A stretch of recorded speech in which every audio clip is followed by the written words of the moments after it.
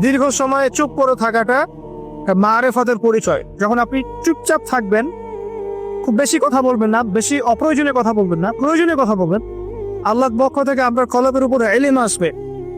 ইলমের জন্য আল্লাহর পক্ষ থেকে আসবে ইনশাআল্লাহ। দেখবেন ঠান্ডা মাথায় চিন্তা করলে সুন্দর গোছানো চিন্তা করা যায় না, এলোমেলো হবে না চিন্তাগুলো তো। এবং যদি আমরা বেশি ব্যস্ত থাকি, বেশি কথা বলি, তখন কিন্তু চিন্তাগুলো এলোমেলো হয়ে যায়।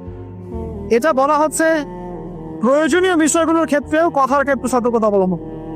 তাহলে অপ্রয়োজনীয় যে কথাগুলো আছে, যে গীবত, পরনিন্দা, পরচর্চা, অহেতুক মিউজিক শোনা বা অহেতুক কাব্য চর্চা, অহেতুক উপন্যাস, এগুলোর কি মূল্য আছে? তাও যখন প্রয়োজনীয় ক্ষেত্রে আল্লাহ পাক বলছেন আলাইকা বিতুল ইসলামতি, তোমার উপরে দীর্ঘ নিরবতাকে ওয়াজিব করে নাও, তাহলে অপ্রয়োজনীয় গাল গল্প, আড্ডাবাজি, যে আমরা চায়ের দোকানে করছি, ক্যারাম খেলতে খেলতে করছি, লুডু খেলতে খেলতে করছি, অহেতুক আড্ডাবাজি করছি, ফ্রেন্ড সার্কেল একত্রিত হলে অনেক অহেতুক গল্প হয়ে যায়।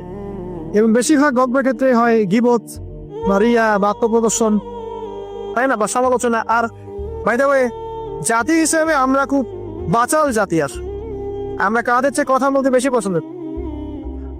আমরা কাজের চাইতে কথা বলতে বেশি পছন্দ করি, কিন্তু যারা উন্নত সভ্যতা তারা কথা কম বলে, কাজ বেশি করে।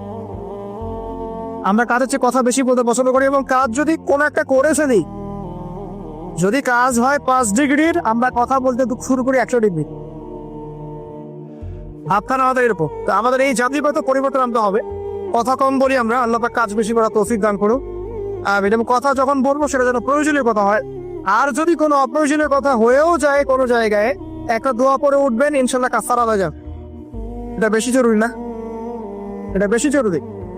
তো যখন কোনো জায়গায় বসলেন,